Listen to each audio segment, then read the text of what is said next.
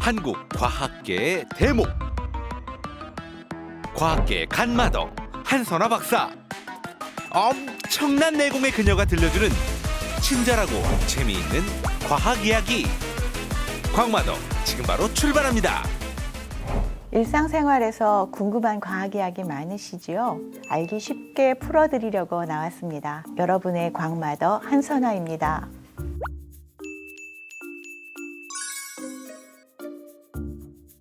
첫 시간이라 그래서 고민을 많이 했는데요. 도대체 이 코로나 바이러스가 어디서 와서 어디로 가는 것일까? 백신이 개발됐을 때만 해도 이제 지났다.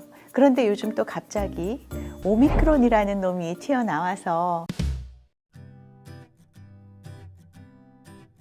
오미크론이 처음에 발견이 되었을 때 사람들이 이게 크리스마스 선물이 될 수도 있다 이런 이야기도 했었어요. 아마 들으신 적이 있을 텐데 굉장히 전파는 빨리 되고 감염이 쉽게 되는데 감기 앓듯이 약하게 앓고 지나가면은 그냥 감기돼 지나갈 수 있으니까 중증화가 안 된다면은 어쩌면은 이게 코로나를 종식시키고 우리가 그냥 일상 감기 달고 살듯이 인류가 걱정을 안 해도 되는 크리스마스 선물이 될 수 있겠다 이런 이야기도 했었는데요. 그런데 의사들이 이야기하기를 이게 아마도 우리가 지금 오미크론 변이에 감염된 환자를 젊은 사람들만 봤기 때문에 중증으로 가지 않는다고 오판했을 수도 있다. 만약에 코로나 바이러스가 몸에 들어오게 된다면 그때부터는 몸속에서는 어떤 일이 일어나게 되는 거예요?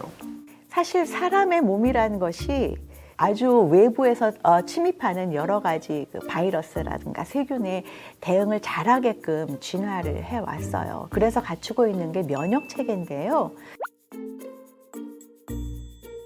사실 우리 몸이 선천적으로 이렇게 진화를 해오면서 이것은 병원체야, 이건 내가 아니야 라고 알 수 있는 것들도 있지만 그렇지 않은 것들도 굉장히 많이 있죠. 이 몸이 또 신기한 게 처음 한번 그 병을 앓게 되면은 이 병에 대한 기억이 생기게 돼요.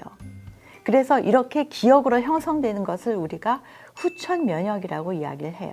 질병에 걸린 다음에만 면역이 생겨요, 원래는. 그런데 이것을 막아주는 것이 바로 백신이죠.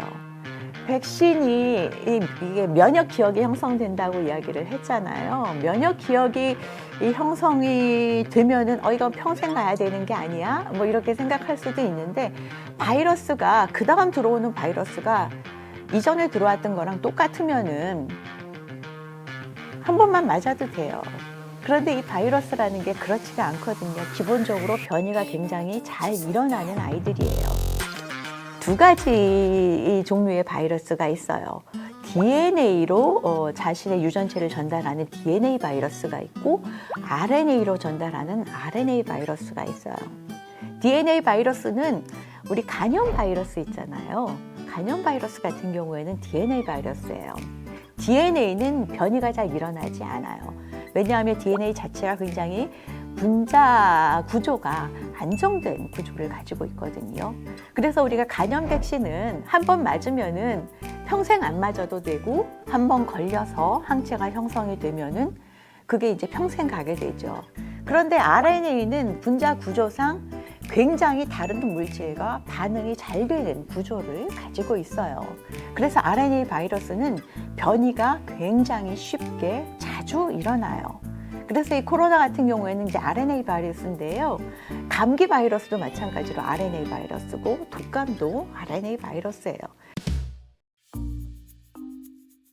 바이러스가 계속해서 새로운 게 나오면 사실 그때마다 대응을 해야 되는 거잖아요. 이게 오미크론이 크리스마스 선물이 될 수도 있다고 했는데 지금 생각에는 내년 설날 선물, 어린이날 선물까지 뭐가 계속 있을 것 같은데 선물이 아닐 수도 있다는 거죠. 그러면 이 끝이 안 나는 건가요? 아직까지는 그래요. 이게 왜 끝이 안 난다라고 보냐 하면은 일단 바이러스는 너무나 변신의 귀재예요. 너무나 변이를 쉽게 내놓기 때문에 우리가 백신을 만들어서 사실 지금 만든 백신은 오리지널 코로나 바이러스에는 100% 작용을 한다라고 말을 할 수도 있어요.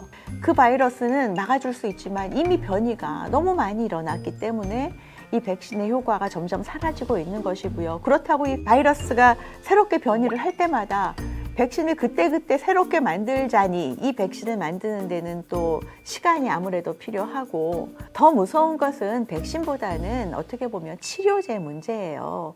세균 같은 경우에는 항생제가 많이 개발이 되어서 치료를 할 수가 있는데요. 바이러스 같은 경우에는 치료제가 아직까지 개발된 것이 없다고 보아도 과언이 아니에요. 우리가 감기가 이제 바이러스라고 이야기를 하는데, 감기에 이런 재미있는 말이 있어요. 감기 걸려서 집에서 이제 오렌지 주스 마시고 생강차 마시면은 일주일 만에 낫는데 병원 가면 7일 만에 낫는다, 이런 이야기가 있어요.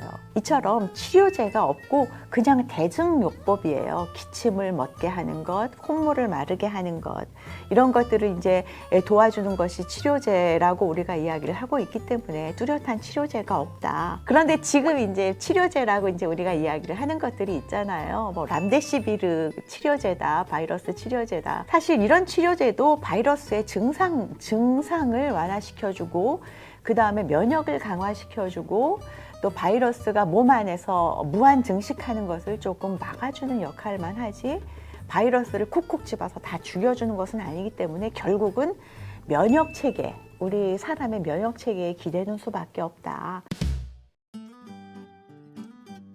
그래서 바이러스를 어떻게 우리가 예방해야 되지, 뭐 굉장히 걱정이 많으실 텐데요. 두 가지 이야기 하잖아요. 손 씻어라, 마스크 써라, 이렇게 두 가지 이야기를 하시는데, 사실은 이거 가지고도 어느 정도 막을 수가 있어요. 특히 손 씻기 같은 경우에는 굉장히 우리가 생각하는 것보다 그냥 깨끗이 한다 정도가 아니라 굉장히 큰 효과를 가지고 있는데요. 쉽게 말해서 비누칠을 해서 막 손을 열심히 씻으면은 바이러스를 싸고 있던 막이 사라지기 때문에 바이러스가 굉장히 약해져서 없어진다, 이렇게 생각을 하시면은, 녹아 없어진다, 이렇게 생각을 하실 수도 있을 것 같아요.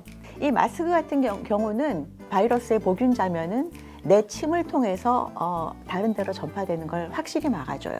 그리고 다른 사람이 앞에서 재채기를 했을 때 그 사람의 마스크에서 한번 걸러지고 내 마스크에서 또 한 번 걸러지기 때문에 바이러스가 나에게 직접 오는 것을 막아줄 수가 있죠. 그래서 마스크와 손 씻기는 정말 여러분들이 바이러스가 완전히 사라지기 전까지는 꼭 지켜야 될 일이라고 볼 수가 있습니다.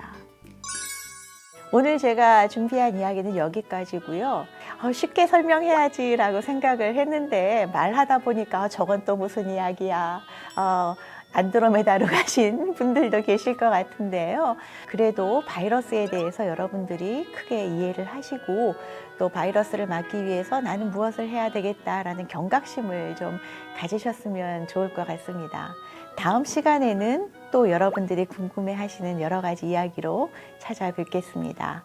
감사합니다.